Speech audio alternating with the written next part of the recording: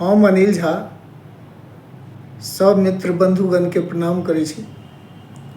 आइ एकटा संतोष मिश्र जी द्वारा लिखित रचना हम अहाँ सबके सुना रहल छी, जे कि बहुत प्रेरणादायक रचना है। आओ सुनल जाओ।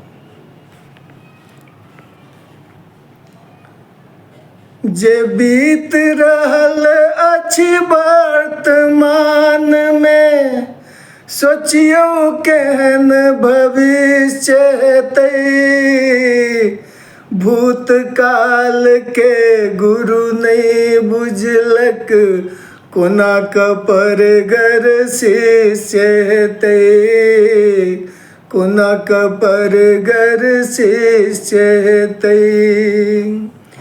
प्राण अपाग्रह में छै सबके, टगैत के देरी जय सिया राम। मृत्युक डर सँ भयाक्रांत सब, बुझैया कखनहु पूर्ण विराम। बुझैया कखनहु पूर्ण विराम। मुदा ने तैयो चेत रहल क्यों, नहीं माया के छोड़े जान। अपसियात भेल दौड़ रहल छै, जानथि सब जनता भगवान। जानथि सब जनता भगवान। जखन अधीनता घेर लैत छै, बना भेटै छै सबटा बाट।